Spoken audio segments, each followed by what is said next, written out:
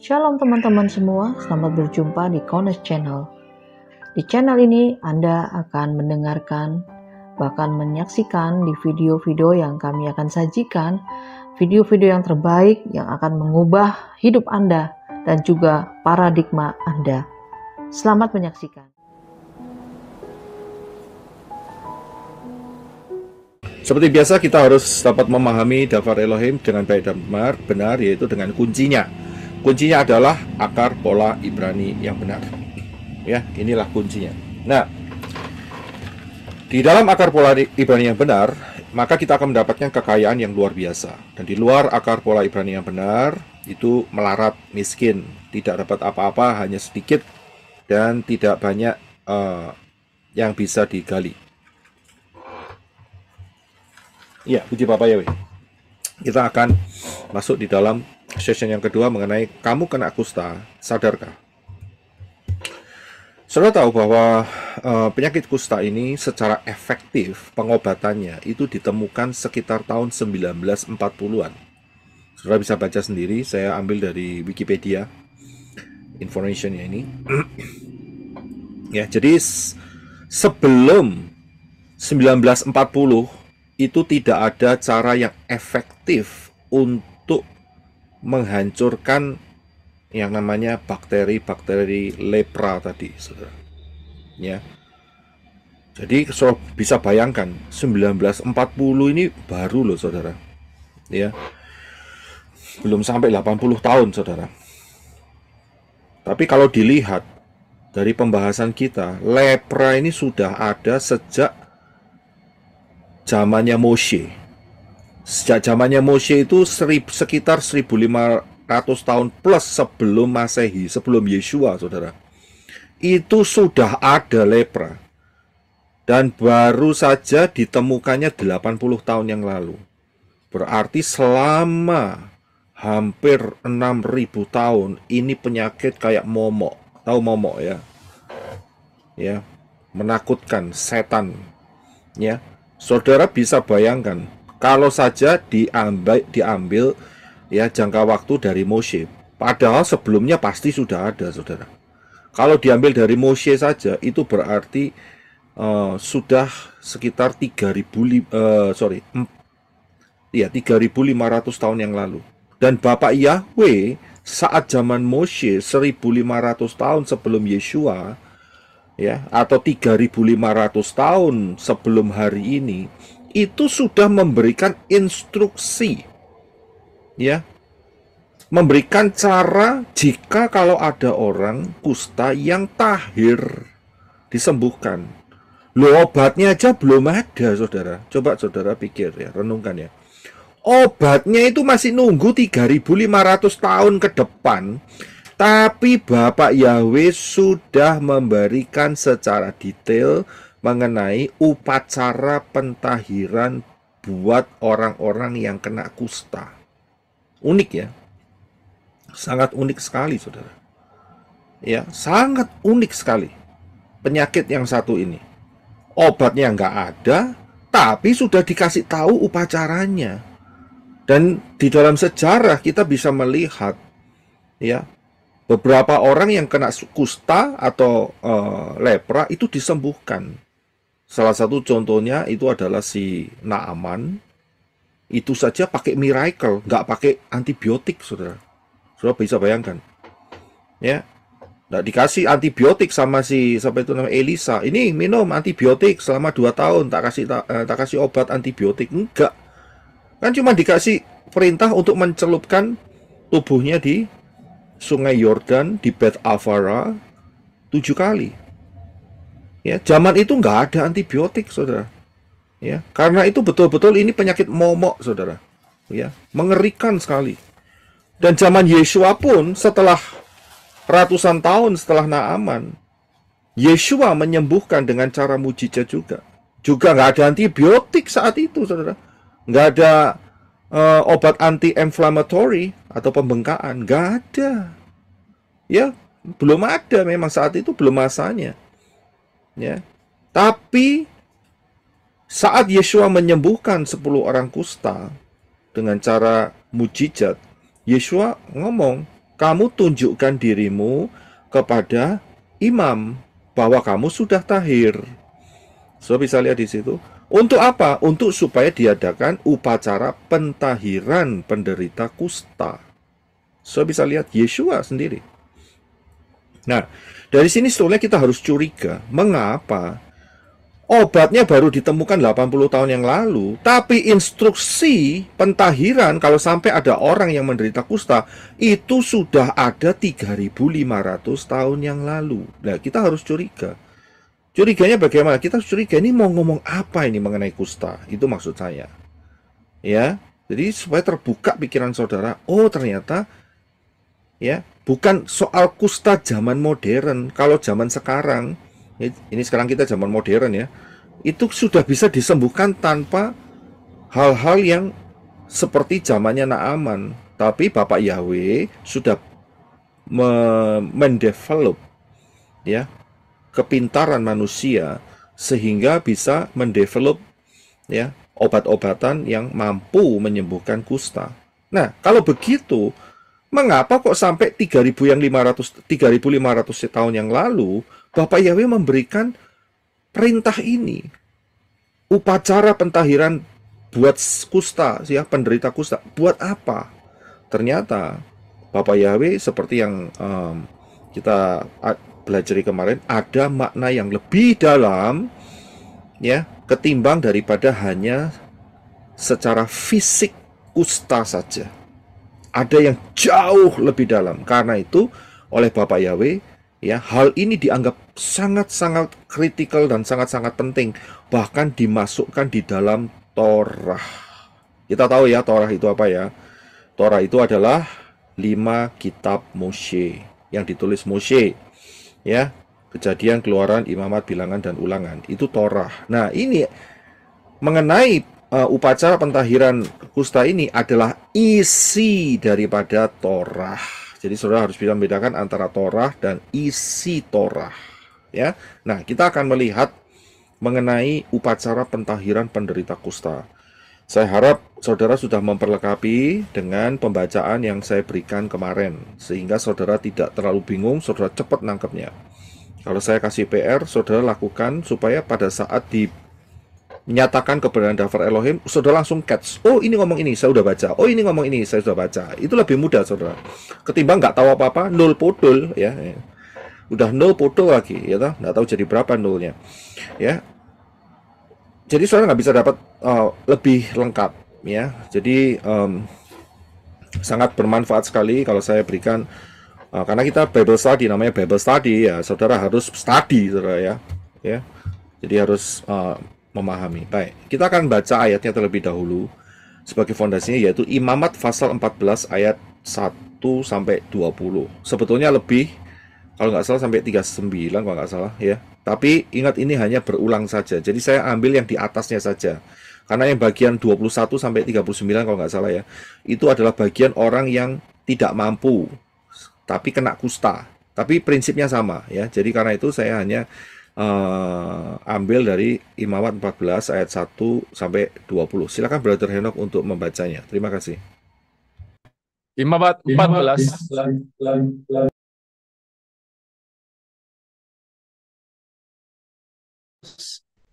ayat 1.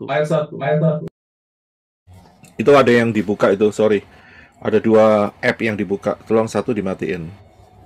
Terima kasih.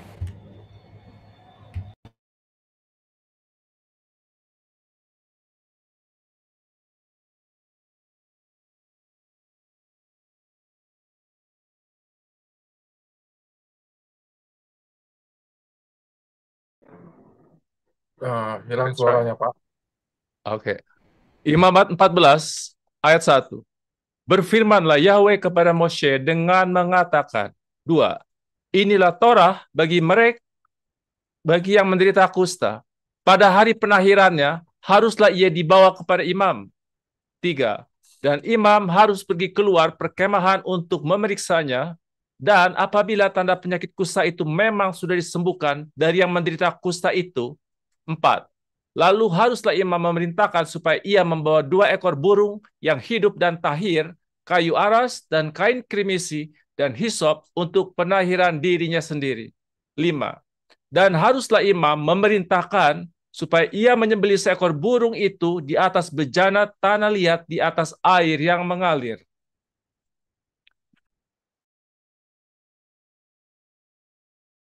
6. Ia harus mengambil burung yang masih hidup dan kayu aras, daun kain kemisi, dan hisop.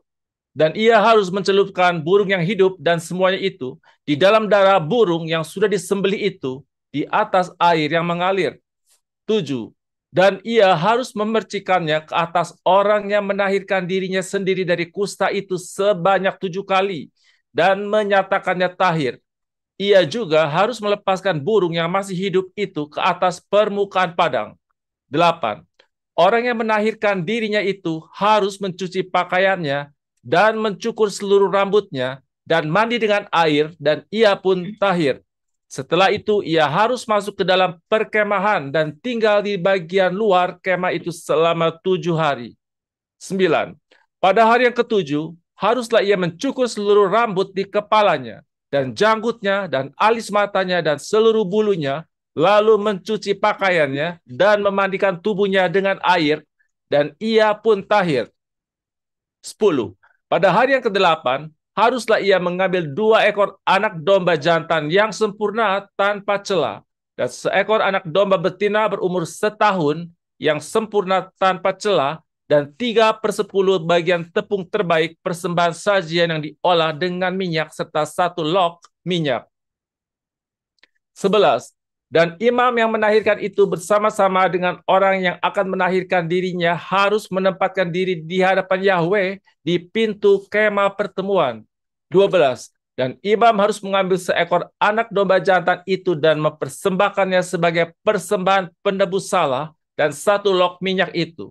Dan ia harus mengayun-ngayunkannya sebagai suatu persembahan ayunan di hadapan Yahweh. 13. Ia harus menyembelih anak domba jantan itu di tempat orang menyembelih persembahan penebus dosa dan persembahan bakaran di ruang kudus. Sebab seperti halnya persembahan penghapus dosa, persembahan penghapus salah itu adalah untuk imam, itulah persembahan maha kudus. 14. Dan dari darah persembahan penebus salah itu, imam harus mengambil dan mengoleskannya pada pinggiran daun telinga kanan dan pada ibu jari tangan kanan dan pada ibu jari kaki kanan yang menahirkan dirinya itu. 15. Dari 1 log minyak itu haruslah imam mengambil dan menuangkannya pada telapak tangan kirinya. 16. Dan imam harus mencelupkan jari tangan kanannya ke dalam minyak yang ada di telapak tangan kirinya, dan dari minyak itu ia harus memercikkan dengan jarinya sebanyak 7 kali ke hadapan Yahweh. 17. Dengan sisa minyak yang ada di telapak tangannya itu, imam harus mengolesi orang yang menahirkan dirinya itu pada pinggiran daun telinga kanan, pada ibu jari tangan kanan, dan pada ibu jari kaki kanan, di atas darah persembahan penebus salah. 18. Dan haruslah imam menaruh minyak yang tersisa di telapak tangannya itu ke atas kepala orang yang menahirkan dirinya itu. Dan imam harus mengadakan penebusan baginya di hadapan Yahweh. 19. Imam harus membuat persembahan penghapus dosa dan harus mengadakan penebusan bagi dia yang ditahirkan dari kenajisannya itu. Kemudian ia harus menyembelih persembahan bakaran. 20. Dan imam harus mempersembahkan persembahan bakaran dan persembahan sajian di atas mezbah. Lalu imam harus mengadakan penebusan baginya dan ia pun menjadi tahir. Iya, terima kasih, Brother Enoch. Terima kasih. Saudara bisa lihat, kalau saudara cuma baca sepintas bingung, saudara. Ini apa ini kok ya? Kok ada burung yang disiapkan, ada hisop, ada domba, ya. Ada caranya sendiri, saudara. Mungkin saudara bingung. Baik, saudara perhatikan baik-baik. Saya ambil yang penting ya. Sebetulnya ada banyak yang luar biasa di dalam. Saya saat menyiapkan hal ini, saya nggak nyangka begitu detail, begitu luar biasa, dan saya berterus terang menyiapkan hal ini tuh saya terharu sekali dengan kasih daripada Bapak Yahweh. Ya, sangat terharu sehingga bahasa Surabaya itu berbesmili begitu. Ya, ini luar biasa sekali ini. 20 ayat ini dahsyat sekali. Apa yang akan dibahas mengenai Imamat 14 sampai 1 sampai 20 ini, yaitu mengenai, sebetulnya ini bercerita mengenai redemption, yaitu mengenai penyelamatan. Siapa yang diselamatkan? Tidak lain adalah orang kusta itu. Siapa yang menyelamatkan? Yang menyelamatkan adalah Bapa Yahweh. Melalui siapa? Melalui dirinya sendiri yang turun ke dalam dunia di dalam rupa manusia, yaitu Yeshua. Ya, jadi ngomongnya harus lengkap, saudara, supaya nggak salah kaprah, nggak bingung, ya, sehingga banyak yang berkonotasi Tritunggal dan sebagainya. Itu salah. Jadi kita tahu siapa yang menyelamatkan kita. Penyelamatnya manusia yang kena kusta itu adalah Bapa Yahweh, ya, yang turun ke dunia di dalam rupa manusia, barulah bisa menyelamatkan. Kalau Bapa Yahweh turun dalam bentuk roh, waduh, binasa manusia. Nggak ada satupun yang bisa memandang kemuliaan daripada Bapa Yahweh. Karena itu dia harus turun sebagai manusia, ya, serupa dengan manusia. Nah, jadi ini bercerita mengenai redemption atau penyelamatan. Saya akan bawa saudara sebentar sebelum masuk di dalam masalah kusta, supaya saudara paham bagaimana cara melihat kisah-kisah dalam Dafar Elohim, ya, dan berhubungan dengan yang namanya prophecy. Ya, karena banyak pengajar-pengajar di luar sana itu kacau balau. Ini salah satunya gara-gara dia tidak memahami cara melihat Dafar Elohim. Sehingga saat mereka terbentur dengan ayat-ayat yang sepertinya berbenturan, mereka bikin konsep sendiri. Akhirnya jadi penyesat. Itu bahaya sekali. Saya tidak mau membagikan hal itu kepada saudara karena itu racun. Tapi saya tahu persis. Cara berpikir mereka saya tahu persis. Karena itu saya berikan vitamin yang sehat untuk saudara, yaitu bagaimana cara melihat Dafar Elohim dan dihubungkan dengan prophecy. Saya ambil satu saja, ya. Sebetulnya ini banyak, saudara. Bisa dari peristiwa Noah, bisa dari peristiwa Daud, bisa di peristiwa Elia. Oh, banyak, saudara.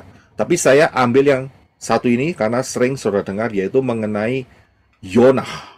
Ya, kita sudah tahu ya. Nah, di dalam Yonah, kalau kita lihat di dalam Matius 12 ayat 40, itu Yeshua mengatakan, coba tolong Brother Henok bisa baca buat kita semua. Terima kasih. Sebab sebagaimana Yona berada di dalam perut ikan 3 hari dan 3 malam, demikianlah anak manusia akan berada di dalam perut bumi 3 hari dan 3 malam. Terima kasih. So, perhatikan. Yeshua itu mengambil cerita Yonah. Ya, dan kalau saudara lihat di dalam kitab-kitab Tanakh itu bicara mengenai Yeshua juga, ya, mulai dari Kejadian, Keluaran, Imamat, Bilangan, terus sampai Maleaki, Sakaria, itu bicara tentang Yeshua. Nah, kalau kita lihat, kita ambil salah satu contohnya aja ya, mengenai Yonah. Yeshua mengatakan, kalau Yonah berada dalam perut ikan 3 hari 3 malam, anak manusia, yaitu Yeshua, akan berada di dalam perut bumi. Jadi yang satu perut ikan, yang satu perut bumi. Lamanya juga sama. 3 hari, 3 malam. Kalau dia ngomong 3 hari, 3 malam, 1 hari 24 jam, berarti 3 hari, 3 malam, totalnya adalah 72 jam. 24 dikali 3. Ya, paham ya? Ini penting sekali, saudara. Ya, masalah ini. Mengapa? Karena pengajar-pengajar di sana dilihat, karena Yeshua mengatakan dia seperti Yonah, maka mereka anggap 100% kayak Yonah. Yeshua itu ngawur, ya. Yeshua hanya mengambil 1 cuplik saja. Perhatikan, Yeshua hanya mengambil 1 momen saja dari seluruh hidup Yonah, ya. Hanya 1 momen saja. Begitu dalam kisah ini ya. Sebenarnya ada lagi momen yang lain yang dia ambil dari Yonah, yaitu mengenai 40 tahun Yonah me-warning atau menasihati ya kepada Niniwe kalau tidak dihancurkan. Tapi kita fokus yang di 3 hari 3 malam aja. Jadi Yeshua hanya mengambil persamaannya itu Yonah di perut ikan, sedangkan Yeshua nanti di perut bumi, lamanya sama, 3 hari 3 malam. Yonah 3 hari 3 malam di perut ikan, Yeshua 3 hari 3 malam di perut bumi. Kebanyakan yang di luar keliru. Kenapa? Diambil seluruhnya. Ingat loh, Yeshua tidak mengambil cerita di mana Yonah marah-marah sama Bapak Yahweh setelah Niniwe tidak jadi dibinasakan. Tidak diambil di situ. Ya, jadi paham di sini. Jangan ngawur. Nah, kemudian Yeshua juga tidak ngambil bahwa seperti Yonah dia melarikan diri dari hadapan Bapak Yahweh. Ya kacau balau ceritanya kalau begitu, saudara. Yeshua nggak pernah lari daripada Bapak Yahweh. Ya, jadi kita harus betul-betul paham cara baca. Banyak yang di sana nggak tahu cara baca. Ya, kemudian apa yang terjadi? Mereka bikin konsep, mereka bikin pengajaran seenaknya, udelnya sendiri, seenaknya jidatnya sendiri, seenaknya hatinya sendiri. Ya, akhirnya jadi apa? Sarangnya roh-roh penyesat. Nah, itu dia. Mohon maaf sedikit kasar supaya orang-orang yang mendengar di luar sana itu tergugah. Jangan sampai mereka selalu percaya dengan omongannya, ya. Mereka pikir pengajar-pengajar hebat, tapi ternyata mereka hanya pakai konsep dirinya sendiri, memutarbalikkan fakta dafar Elohim. Ya, kalau memang mereka mau tersesat, biar tersesat sendiri. Tapi masalahnya dia khotbah itu menyesatkan orang banyak. Itu yang bikin hati itu rasanya orang ndak lagi mencari kebenaran disesatkan, kan ya, rodo igit-igitan gitu loh, saudara. Ya. Sudah tahu jiwa kepingin diselamatkan, dikasih racun. Nah, itu kan meracuni, ya. Jadi saudara harus paham. Pengajar-pengajar di sana rata-rata seperti itu semua, saudara. Ya, rata-rata semua nggak ngerti konsep, ngomongnya seenaknya sendiri. Padahal titelnya itu kayak kereta api, saudara. Tapi nggak ngerti, heran gitu loh ya. Ya, jadi kita harus hati-hati dalam melihat dafar Elohim.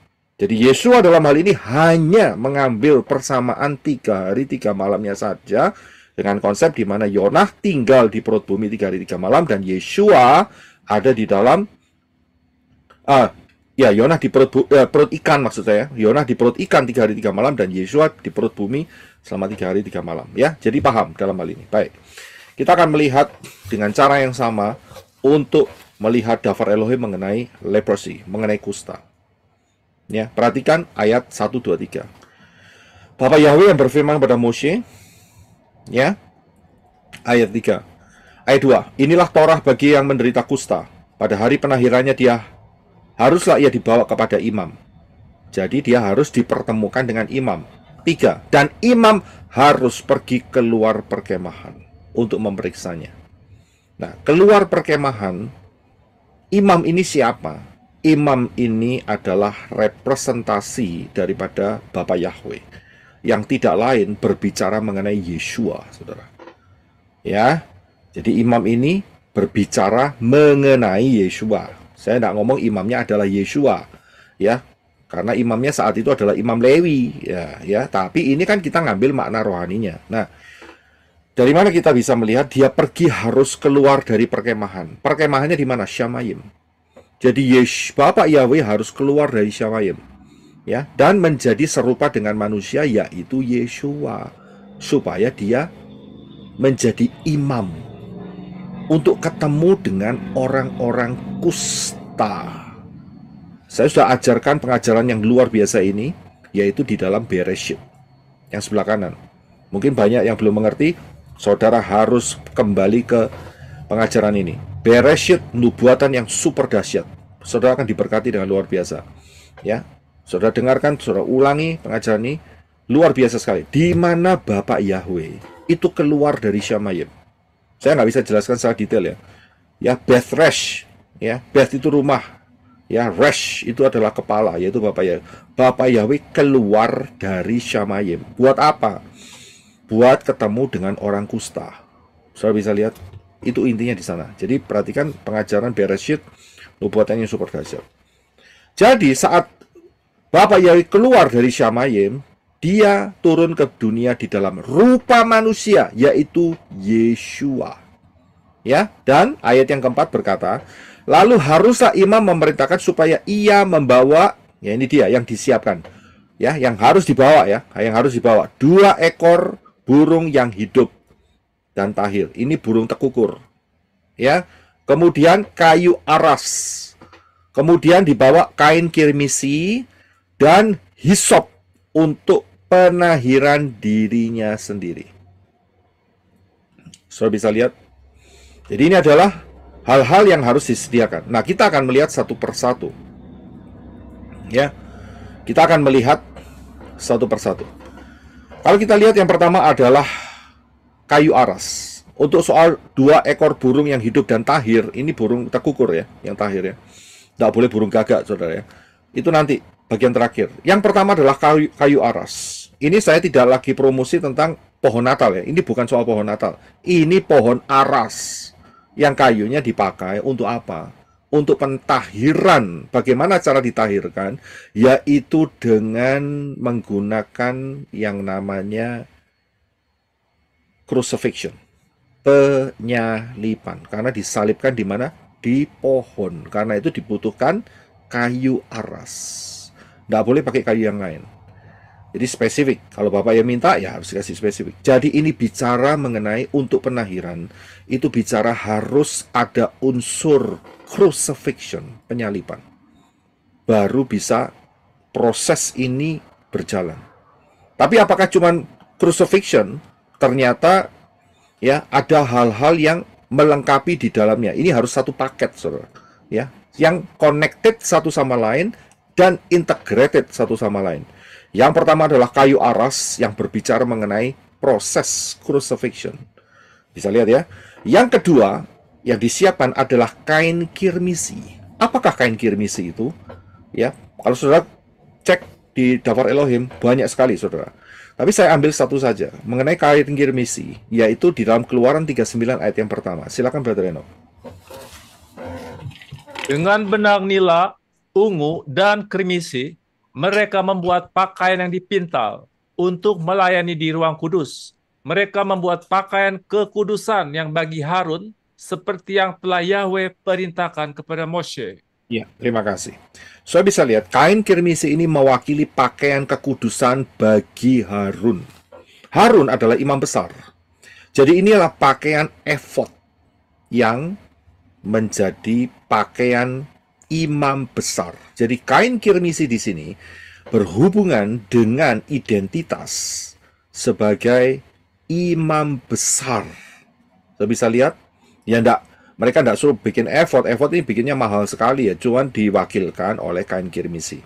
Saya bisa lihat ya. Jadi dari sini kita bisa melihat Yeshua itu adalah imam besar. Ya, dia adalah imam besar. Kita bisa lihat di dalam kitab Ibrani, dia imam besar kita, saudara. Bahkan jubahnya pun juga ya dibagi-bagikan, ya dibuat undian, yaitu di dalam Yohanes 19 ayat 23 sampai 24. Silakan Brother Enoch.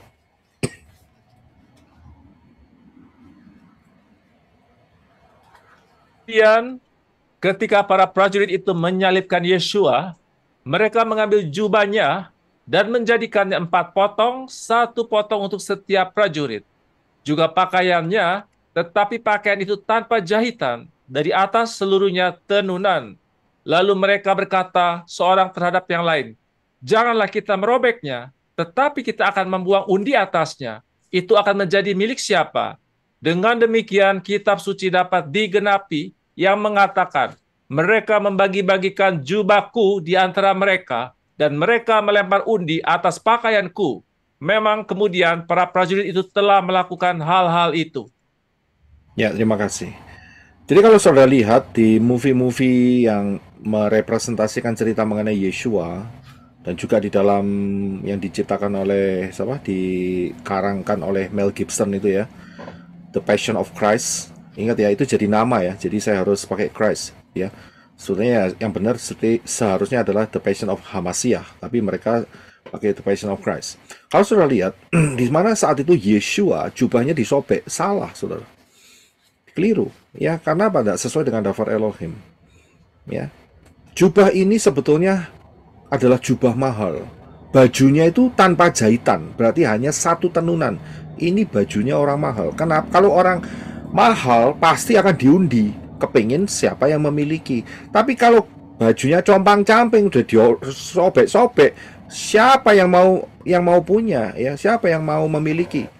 Ingat loh, prajurit Romawi itu nggak ngerti loh siapa ini Yeshua ini. Dia nggak ngerti kalau Yeshua adalah Bapak Yahweh sendiri dalam rupa manusia. Nggak tahu. Yang dia lihat hanya jubah saja. Yang jubahnya indah. Ya, dan mereka nggak kepingin kehilangan karena kehilangan jubah itu. Ya, karena apa ya? Mungkin dibuang. Karena mempunyai value, mempunyai nilai. Ya, saat Yeshua ditelanjangi, maka jubahnya diambil. Begitu loh. Ya, jadi harus paham. Nah, saudara bisa melihat di sini. Yeshua adalah imam besar. Ya, imam besar, dan itu diwakili dengan kirmisi. Diwakili dengan apa? Kain kirmisi. Ya, oke. Jadi kita bisa melihat unsur-unsurnya. Yang pertama tadi adalah kayu aras, yaitu penyalipan. Yang kedua adalah kain kirmisi, yaitu imam besar. Yeshua sebagai imam besar. Ingat loh, Yeshua ini setelah maksudnya saat disalibkan, posisi dia adalah sebagai imam besar loh. Kenapa? Kita tahu bahwa imam besar yang Kayafas, ya, itu merobek jubahnya sendiri, merobek efodnya sendiri. Karena itu tidak berlaku, ya, sehingga pindah ke Yeshua. Nah, hukumnya apa? Hukumnya adalah berdasarkan hukum Melkisedek, ya, saudara bisa paham soal itu. Yang berikutnya mengenai hisop. Hisop ini apa? Hisop ini sebetulnya tanaman, saudara. Ya, kalau saya lihat baca di bagian bawah, ini adalah tanaman untuk pengobatan. Ya, bisa jadi antioksidan untuk mengobati katarak, sakit jantung, stroke, ya, macam-macam. Jadi ini hisop ini tanaman. Dan uniknya ada satu peristiwa di mana saat Pesah hisop ini dipakai, yaitu dalam peristiwa ini, saudara. Di dalam Keluaran 12 ayat 22 dipakai hisop. Silakan Brother Enoch. Kamu harus mengambil seikat hisop dan mencelupkannya ke dalam darah yang ada dalam mangkuk dan menyapukannya pada ambang atas dan kedua tiangnya. Janganlah seorang pun keluar dari pintu rumahnya sampai pagi. Ya, terima kasih. So, bisa melihat padahal daerah di Mesir, Misraim saat itu, saat Israel diperbudak saat itu mereka ada banyak jerami. Karena jerami itu dipakai untuk membakar, membuat batu bata. Ya, kita tahu ya. Saudara bisa baca di kitab Keluaran. Tapi saat peristiwa Pesah, Bapak Yahweh tidak menginstruksikan pakailah jerami. Tidak. Tapi pakai hisop. Ya. Padahal hisop ini kita tadi lihat dia di atas, ini adalah tanaman yang sangat bermanfaat sekali untuk menyembuhkan. Ya, dan ini maknanya luar biasa, saudara. Maknanya luar biasa. Inilah makna penyembuhan. Dari mana kita bisa disembuhkan? Dari kusta. Ya. Yaitu dari satu peristiwa, yaitu peristiwa scourging. Siapa tahu peristiwa scourging? Yang bisa bahasa Inggris jangan kasih tahu. Saudara tahu nggak apa itu peristiwa scourging? Jadi yang tidak boleh menjawab adalah Brother Daniel dan tim Arizona. Nggak boleh kasih jawaban. Apa itu scourging? Tahu nggak scourging? Menyesah ya Pak Yusuf. Bahasa Indonesianya itu cuma menyesah. Penyesahan. Ya. Dulu, Menyesah. ya, terima kasih. Dulu saya berpikir menyesah. Cuman menyesah begitu apa sih artinya? Ternyata scourging ini mengerikan, saudara. Ya, satu peristiwa yang sangat mengerikan. Mengapa? Saya akan berikan gambarnya ya, supaya saudara bisa lihat ya.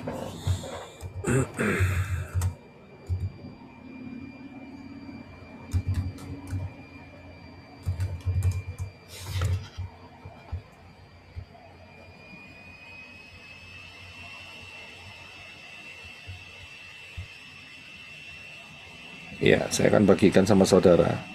Orang Roma itu dia pakai satu alat, ya, yang juga disebut sebagai flagrum, ya. Dan alat ini dibuat untuk supaya penjahat tuh ngaku. Contohnya begitu, untuk mengaku. Ini dia alatnya. Saya bisa lihat, ya.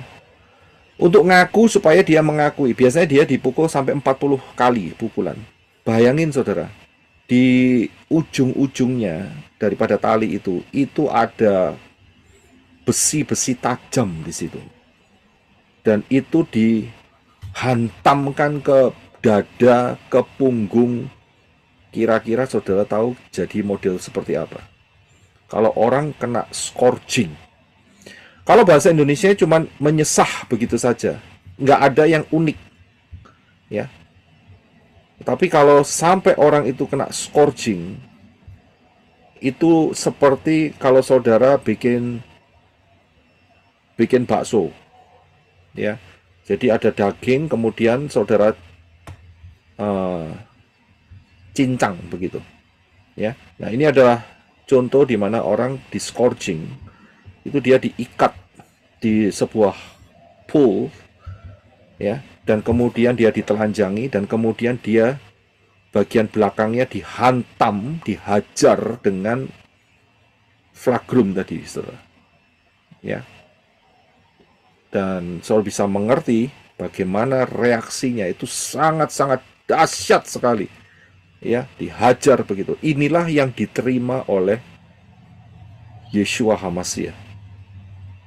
Ya, inilah yang diterima oleh Yeshua HaMashiach.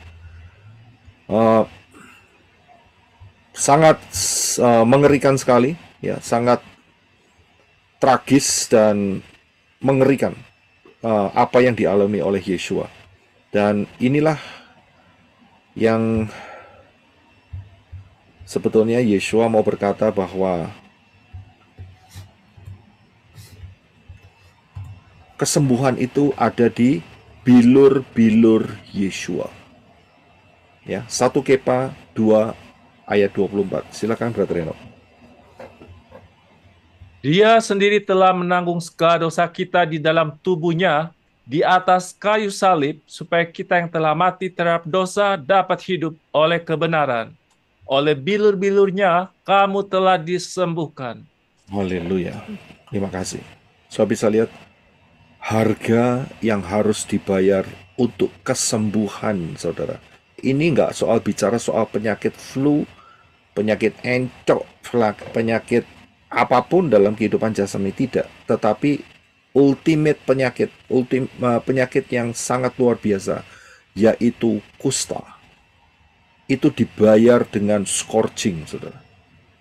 Ya, dengan scourging, dengan disesah tadi. Itu diterima oleh Yeshua sebagai pembayaran untuk saudara dan saya. Ya. Ini diberikan free, gratis, cuma-cuma. Ya kan? Karena kita tidak mampu membayarnya. Karena itu Yeshua yang membayarnya. Ini kasih daripada Yeshua terhadap saudara dan saya. Ya. Nah, jadi inilah yang disebut sebagai hisop. Ya. Yang dipakai saat di dalam kitab Imamat, ya, seperti tumbuhan yang menyembuhkan. Tetapi maknanya lebih dalam dari itu, yaitu darah Yeshua HaMashiach, bilur-bilur Yeshua HaMashiach, itu yang menyembuhkan saudara dan saya. Ya. Nah, kita lihat selanjutnya. Kemudian dikatakan di sini bahwa harus disediakan 2 ekor burung. Nah, kita tahu burung yang tahir adalah burung merpati.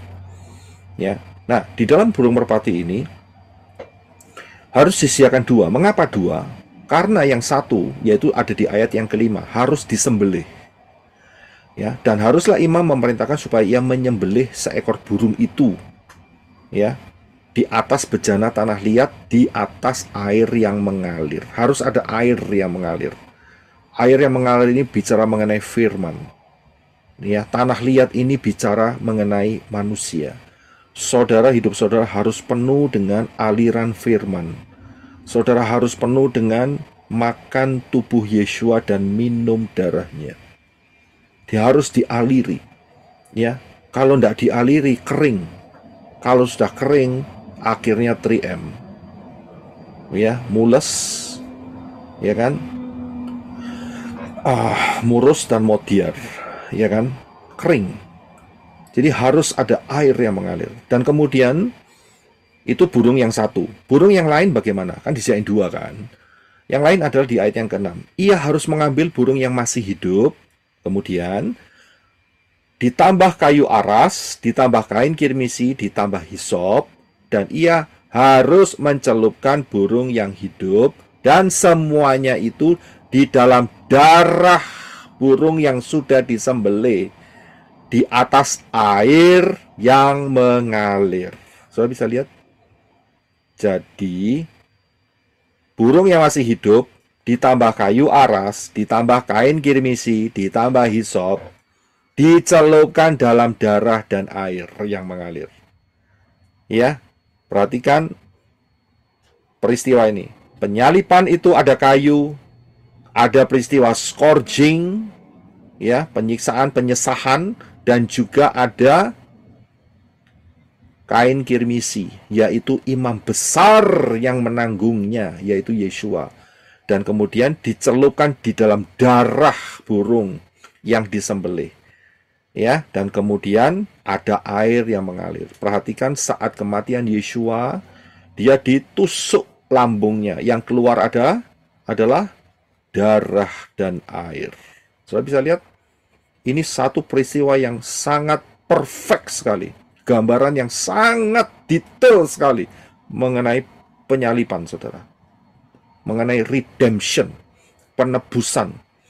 Supaya saudara dibeli, saya dibeli dengan darah yang mahal. Dan perhatikan di sini, ayat yang ke-7. Dan ia harus memercikkan ke atas orang yang menahirkan dirinya sendiri dari kusta itu sebanyak berapa kali? 7 kali. Nah, ada angka 7, ada angka sempurna, completion, sempurna. Jadi pada saat Yeshua mati di atas kayu salib, itu Yeshua membersihkan saudara dari segala dosa. Itu sempurna. Sempurna.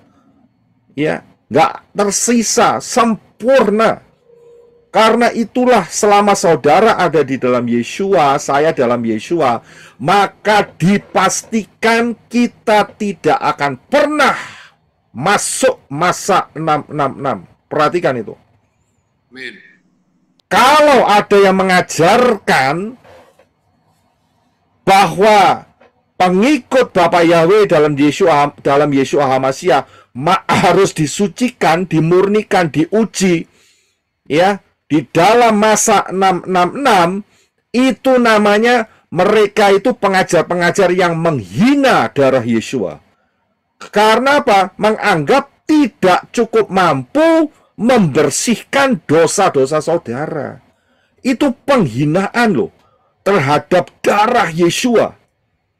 Penghinaan terhadap karya keselamatan Bapa Yahweh yang sudah discourging, yang sudah ditelanjangi, yang sudah dipaku tangan kakinya, yang sudah dikenakan mahkota duri, yang sudah dilembing, yang mati. Masih harus dibersihkan lagi di masa 666. Saya bilang itu penyesat. Penyesat itu. Betul-betul penyesat. Karena apa? Menghina karya keselamatan Bapa Yahweh. Lah kalau menghina mau ngomong apa lagi? Apa ngomong, oh nggak apa-apa, dengerin aja, itu nggak apa-apa. Itu saya membunuh saudara kalau saya mengatakan seperti demikian. Tidak. Saya tidak mau katakan itu. Saya katakan itu channel menyesatkan. Itu pengajaran itu menyesatkan. Itu pengajar-pengajar penyesatan.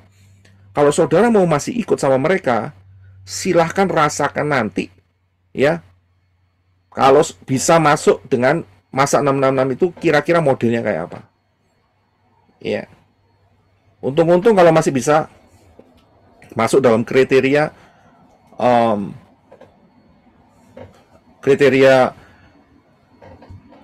meterai yang kelima. Kalau tidak, mati loh. Jadi hati-hati loh dengan pengajaran-pengajaran yang di luar. Ini saya serius banget loh. Karena apa? Karena waktunya sudah nggak lama lagi.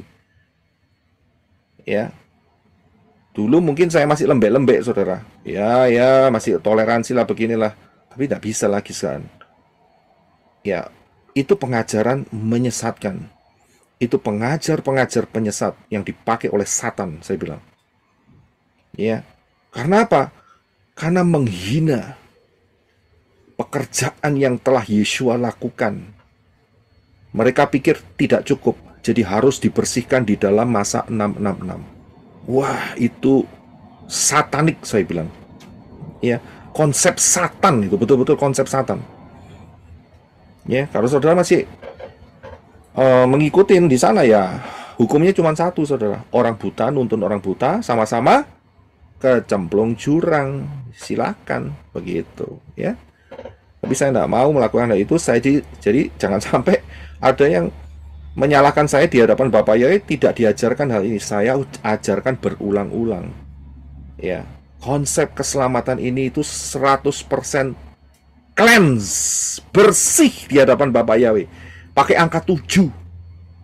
Dipercik 7 kali dan dinyatakan tahir. Bersih. Sudah bisa lihat di sini. Dan kemudian apa? Ia juga harus melepaskan burung yang masih hidup ke atas permukaan padang. Jadi burung yang satu dimatiin, yang satu hidup. Ya, dilepas. Lepas itu berarti kehidupan. Dan ini bicara mengenai apa? Ini bicara mengenai dosa kita itu ditransfer ke Yeshua. Dan Yeshua transfer ke setan.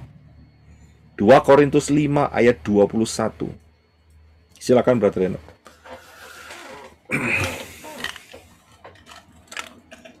Dia yang tidak mengenal dosa telah dibuatnya menjadi dosa karena kita, supaya dalam Dia kita dibenarkan oleh Elohim. Ya, terima kasih. Terjemahan baru lebih precise ya, presisi daripada LAI. Jadi saya pakai terjemahan baru. Nggak ada masalah. Cuman kata Tuhannya Arab saya ganti jadi Elohim karena itu nggak benar, ya, sangat-sangat tidak benar. Tapi saya pakai bahasa yang lebih tepatnya, yaitu terjemahan baru LAI. Yeshua tidak kenal dosa. Bapak Yahweh tidak tahu dosa, tapi dibuat dosa karena saudara dan saya. Supaya apa? Supaya di dalam Dia kita dibenarkan oleh Elohim. Kalau sudah dibenarkan, maka saudara akan dapat kesempatan untuk masuk Shamayim. Benar. Saya bisa lihat. Di orang yang mengajarkan pengajaran bahwa harus masih dibersihkan lagi di masa 666, berarti dia tidak dibenarkan di hadapan Bapak Yahweh. Masuk 666 itu berarti harus membayar dengan harga darahnya sendiri. Saya bisa lihat. Tapi mereka balik omongannya. Oh, takut dibersihkan karena mau cari lari, cari aman, pakai rapture. Terserah mereka mau ngomong apa. Janji Bapak Yahweh adalah rapture untuk manusia-manusia Elohim, ya, yaitu saudara dan saya. Kalau mereka punya konsep ini berarti mereka bukan manusia Elohim, manusia daging. Berarti mereka itu sama dengan kena kusta. Jelas. Ya, karena mereka tidak menghargai karya Yeshua kok. Bagaimana bisa dianggap sebagai bersih? Nggak bisa. Berarti mereka kena kusta.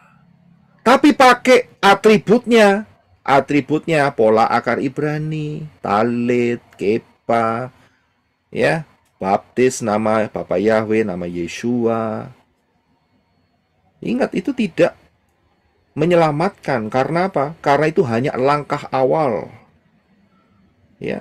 Kalau menyelamatkan itu saat terima Bapak ya dalam Yeshua, kemudian terima baptisan, keluar kolam baptisan, disambar petir, ditabrak truk, meletet, bau ya meletet ya, penyet, ya, gepeng, ya.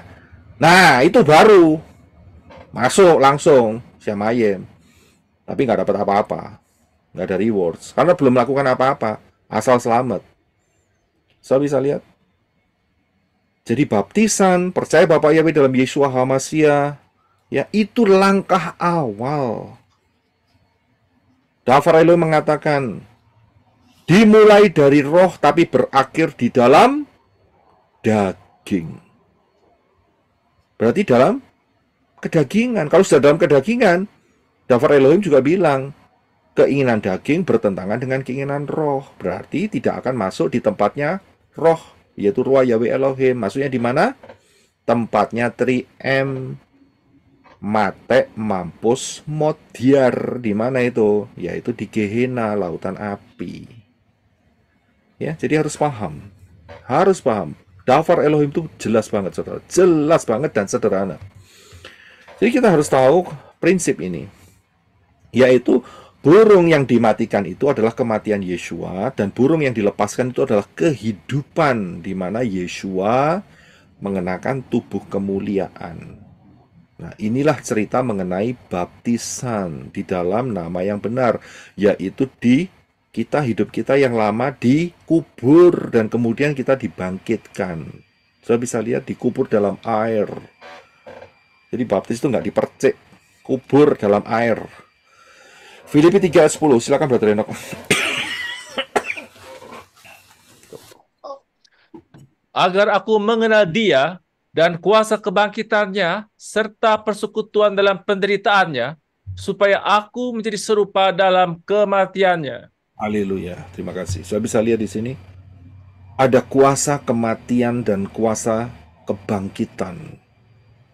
Saudara bisa lihat di sini. Dan ada penderitaan, yaitu yang namanya pikul salib. Jadi kita hidup baru di dalam Yeshua. Saya bisa lihat imam harus mengambil sedikit darah, dan darahnya harus ditaruh di cuping kanan, jari kanan, ibu jari kanan, dan ibu jari kaki kanan. Pengajaran ini dan yang kemarin berhubungan ya. Jadi saudara harus lihat session yang pertama ya. Saya nggak akan ulangi yang session pertama. Saudara harus melihat dua session ini. Ini sangat berhubungan sekali. Setelah darah, saudara bisa lihat di sini dikasih minyak, betul kan? Nah, minyak itu bicara mengenai apa? Mengenai ruah Yahweh Elohim, mengenai Shavuot. Shavuot adalah hari yang ke-50, angka 50. 50 adalah Yobel. Saudara dan saya ini, manusia-manusia Elohim ini, kita sudah merayakan Yobel, tapi dalam hal spiritual. Inside kita, dalam kita itu Yobel. Kita udah bebas. Kita tidak lagi dibelenggu. Kita bebas. Bebas itu bukan berarti bebas saenake udele gitu ya, saenake sendiri ya, saenake sakarepe sendiri atau saenake jidatnya sendiri ya, seenaknya pikirannya sendiri melakukan apa saja. Tidak, itu ngawur. Ya, itu pengajarannya Yunani itu ngawur. Freedom, ngawur. Freedom, kebebasan di sini adalah dibebaskan dari belenggu-belenggu kedagingan, dosa. Untuk apa? Untuk menjadi mempelai Yeshua HaMashiach, melayani Bapa Yahweh, bukan seenaknya sendiri. Ya, pengajaran Yunani itu kan kacau, ya kan? Yang penting sudah diselamatkan dan kamu sudah dibebaskan, sudah bebas seenaknya sendiri. Wopoai bisa dikerjain. Apa yang terjadi? Kacau balau. Tidak begitu, ya. Torahe dibuang, akhirnya ya itu, ya, laki sama laki kumpul, ya, kebo dengan kebo kumpul, sapi dengan sapi kumpul, begitu, ya kan? Sakaru-karuan. Jadi saudara harus paham, ada darah Yeshua, ada minyak juga. Ya, ini berbicara mengenai ruah Yahweh Elohim. Kemarin kita sudah dapat. Dan kemudian, ya, di ayat yang ke-12, ayat 11 ya. Ini agak saya lompatin sedikit, tapi saudara ikutin aja penjelasannya. Soalnya lihat ya, di ayat 11, saya akan bacakan sebentar. Dan imam yang menahirkan itu bersama-sama dengan orang yang akan menahirkan dirinya harus menempatkan diri di hadapan Yahweh. Jadi di sini ada 3 unsur, saudara. Yang pertama adalah Yahweh, yang kedua adalah imam, yang ketiga adalah orang yang tahir. Saudara bisa lihat orang yang bekasnya orang kusta, ada 3. Siapakah yang akan menjadi pembela kita di hadapan Bapa Yahweh? Tidak lain adalah imam kita, imam besar kita, yaitu Yeshua. Ayat 11 ini jelas sekali. Ini berhubungan dengan Ibrani. Kita punya imam besar, yaitu Yeshua, yang akan mendampingi kita, yang akan mendampingi saudara dan saya untuk selama-lamanya. Saya bisa lihat luar biasa. Ini kasih Bapak Yahweh. Kita tidak sendiri, saudara tidak sendiri. Ya, saudara tidak sendiri dalam menghadapi peperangan spiritual melawan apa saja, melawan kedagingan, melawan santet, melawan apa saja, gendam, melawan apa itu namanya?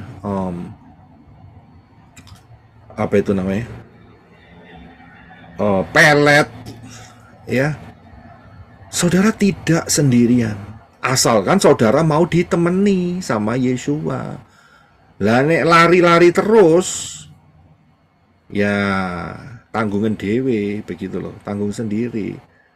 Yeshua ngomong makan tubuh Yeshua, minum darahnya, oh enggak, ditolak, ya wes, siapa lagi, ya tanggung sendiri.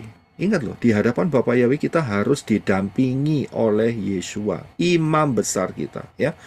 Kemudian di ayat 12 dikatakan bahwa imam itu harus mengayun-ayunkannya, yaitu anak domba itu ya, yang dipersembahkan, yang mau dipersembahkan sebagai persembahan penebus salah, sebagai suatu persembahan ayunan. Wow, ini bukan ayunan itu ya, Arab Yunani ya, tolong ya, jangan keliru ya. Ini istilahnya bro di sini. Ini istilahnya bro Adi ada di sini, ayunan di sini, tapi bukan itu loh ya.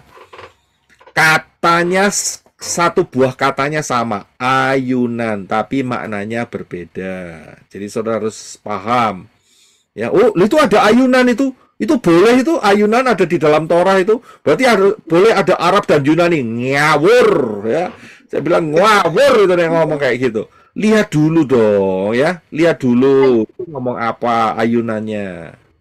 Itu diayun-ayunkan ya. Nah, Bro Adi itu kan juga mempunyai apa itu namanya, dia dapat impartasi ya, jadi dia tiba-tiba bisa mengeluarkan satu kata ayunan Arab Yunani begitu ya. Jadi saudara jangan berpikir ayunan Arab Yunani diizinkan dalam Torah, tidak akan pernah ada. Kenapa diayun-ayunkan? Ini cerita tentang apa? Siapa yang mau coba jawab? Angkat tangan deh kalau jawab, jadi nggak tabrakan suaranya. Kenapa anak domba itu harus diayunkan?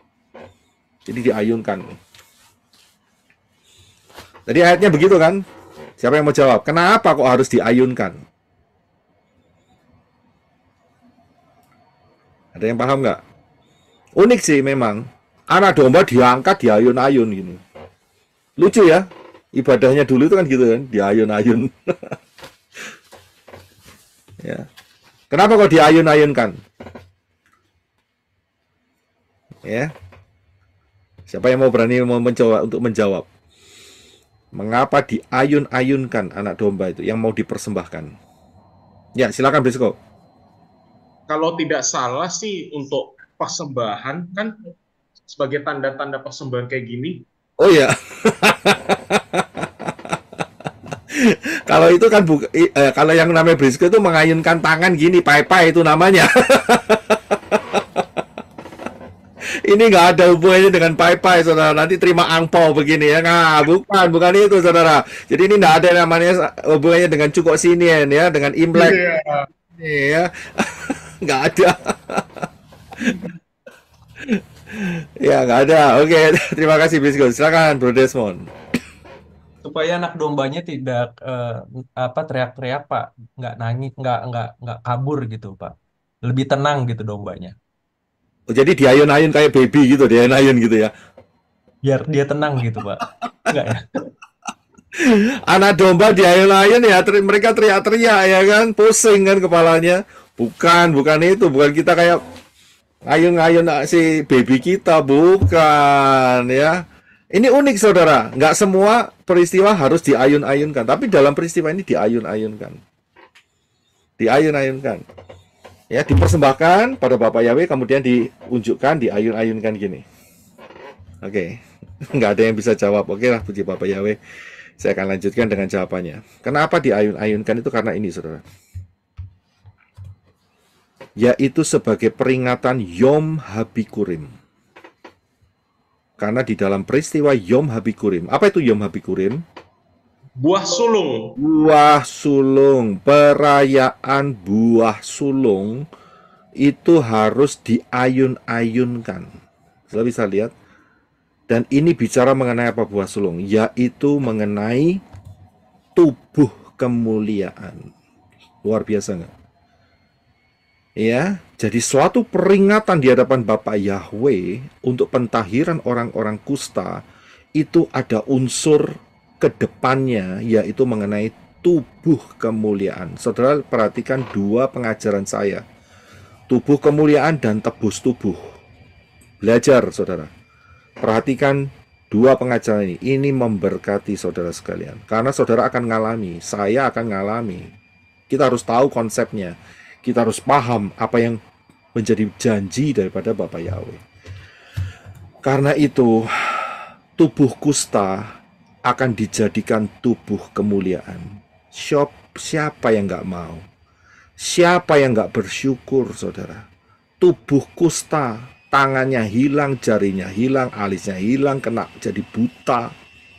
Dijadikan tubuh kemuliaan segambar dan serupa dengan Elohim. Karena itulah dalam kitab Kejadian Bapa Yahweh mengatakan, marilah kita menjadikan manusia segambar dan serupa dengan kita. Itu bukan berarti ada 3 Elohimnya, tidak. Ini sebuah planning masa depan untuk tubuh kemuliaan saudara dan saya. Saudara bisa lihat? Tapi salah konsep si Yunani itu. Oh, ada Bapak, ya, ada anak, ada roh, 3 pribadi menjadi satu, diudek-udek es campur. Tidak, tidak demikian. Bapak Yahweh itu ngomong soal marilah kita menjadikan manusia segambar dan serupa dengan kita, itu untuk manusia yang satu kali nanti akan dijadikan levelnya dengan tubuh kemuliaan sama seperti Yeshua. Yeshua sendiri pakai tubuh kemuliaan dan Yeshua sendiri adalah Bapa Yahweh yang turun sebagai manusia. Saya bisa lihat konsepnya, luar biasa. Karena itu, ya, jangan pernah ada orang yang GR, ya. Kemarin sudah tahu ya, GR atau PD. Pak, saya sudah sejak kecil, ya, tidak kena addiction, ya, sama sekali. Juga saya dari kecil nggak pernah makan kura-kura, nggak pernah makan, ya, burung gagak, nggak pernah makan bekecot, ya, kepiting, cumi-cumi, babi, nggak pernah, sudah kecil. Saya bilang jangan GR, ya, jangan percaya diri, jangan GR. Karena apa? Di hadapan Bapa Yahweh semua manusia kena kusta. Ayune kaya apa, gantenge kaya apa, podo ae di hadapan Bapa Yahweh kusta. Sudah bisa lihat bintang film, ya kan? Bulan film, matahari film, ya kan?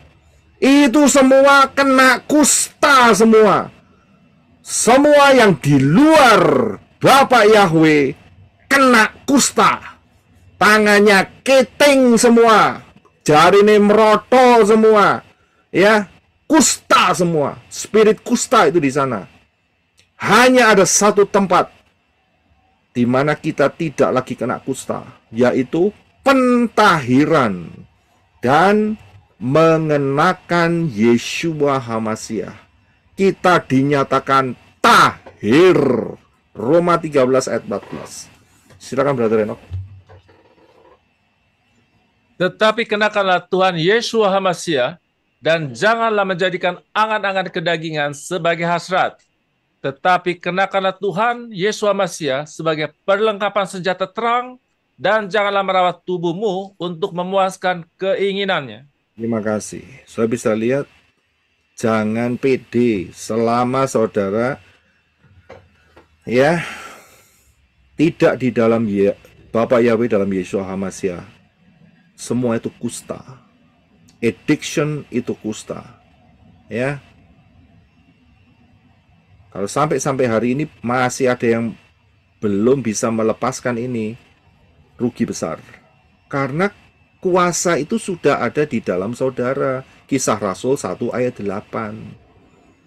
Ya, Kisah Rasul 1 ayat 8. Kuasa Ruah Yahweh Elohim itu sudah tinggal dalam hidup saudara. Saudara manusia-manusia Elohim, tidak boleh ada addiction. Tidak boleh. Lepaskan itu semua. Perjudian, minum-minuman, obat-obatan, ya, sabu-sabu. Bagian Indonesia ya, sabu-sabu Indonesia beda dengan sabu-sabu Amerika. Ya, siapa tahu bedanya? Sabu-sabu Indonesia dan sabu-sabu Amerika.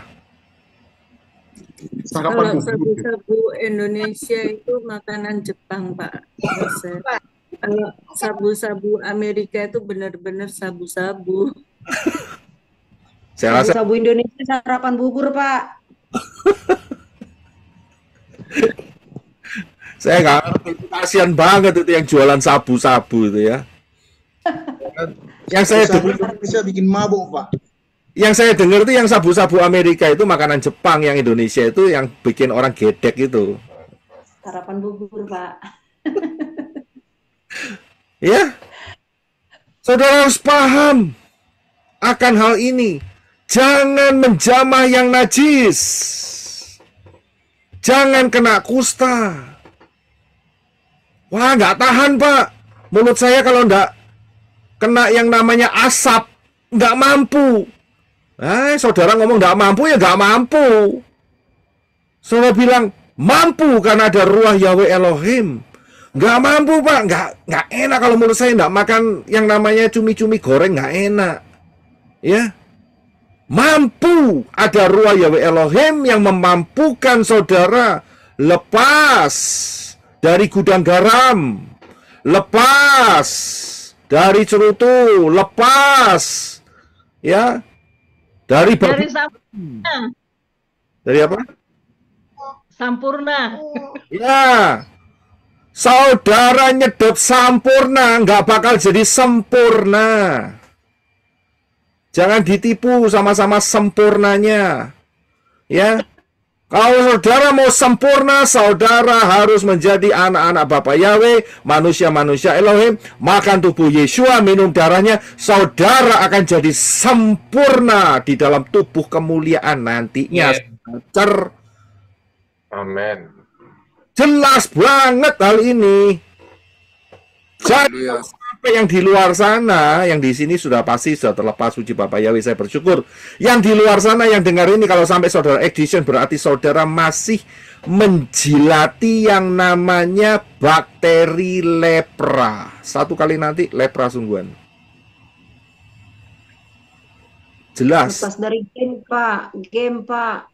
Nah, itu juga bisa pengaruh besar. Ya. Jadi saudara paham akan konsep mengenai leprosy, lepra. Kenakanlah Yeshua di dalam kehidupan saudara. Saudara adalah manusia-manusia Elohim. Tidak lama lagi kita akan masuk di dalam kerajaan 1000 tahun. Tetapi sebelumnya ada rapture. Kapan? Berdasarkan pola Shemitah. Ingat ya, berdasarkan pola Shemitah. Dan itu kalau diukur tidak lama lagi. Kenapa? Karena kita sudah masuk di 3,5 Shemitah pertama, dan di tengah-tengahnya nanti ya akan ada rapture beberapa tahun lagi. Belajar mengenai High Alert 2026, jangan remehkan, karena kalau waktunya tidak dipersingkat maka tidak ada yang selamat, karena orang-orang pilihan waktunya akan dipersingkat. Kapan berapa lama dipersingkatnya atau kapan dipersingkatnya? Buka rahasia 1290 hari dan 1335 hari pengajaran ini. Sudah akan ketemu bahwa kita harus berjaga-jaga 2025 akhir atau 2026 awal. Disitulah titik rapture-nya dengan pola Shemitah. Kalau seandainya Bapak Yahweh menghitung, seandainya loh ya, seandainya dihitung dengan pola Yobel, maka ditambah 1 tahun, yaitu 2026 akhir atau awal 2027. Gampang saudara, cuman ekstra 1 tahun. Tapi tidak masalah, kita kan berjaga-jaga lebih awal lebih baik, ya kan? Itu yang kita harapkan. Segeralah yang paling enak ya kalau bisa sesuai dengan pola Shemitah, sudah goal tubuh kemuliaan, bye-bye. Sing mau nikmati masa anti Hamasya disucikan di sana ya monggo, silahkan menikmati, ya silahkan, nggak apa-apa, karena pilihan di tangan saudara. Karena itu siapa yang belum masuk di dalam pintu yang benar, masuk dalam pintu yang benar. Pintu yang benar itu namanya adalah Yeshua, bukan Yesus, bukan Jesus, bukan Allah. Jelas, ya. Dikatakan Yoel 2:32, barang siapa berseru kepada nama Yahweh akan diselamatkan. Ya, Yeshua itu ada nama Yahweh di dalamnya, yaitu Yod-nya itu Yahweh, Yahweh Shua, yaitu yang aktif menyelamatkan. Ya, kemudian jangan keras hati, segera masuk dalam baptisan pembaharuan. Ya, dan ikutin pola akar Ibrani yang benar, jauhkan diri saudara dari penyembahan dan ibadah-ibadah atau perayaan-perayaan yang tidak sesuai dengan daftar Elohim. Saudara bisa hubungin saya melalui Telegram, melalui WA untuk bisa mendapatkan informasi mengenai baptisan pembaharuan. Bapak Yahweh memberkati saudara sekalian. Haleluya. Amin. Saya akan bergabung dengan tim yang di Arizona dan kita nanti akan masuk dalam ruang tanya jawab. Haleluya. Terima kasih teman-teman semua yang sudah menyaksikan video ini. Sukses besar untuk kita semua. Bapak Yahweh memberkati. Haleluya. Amin.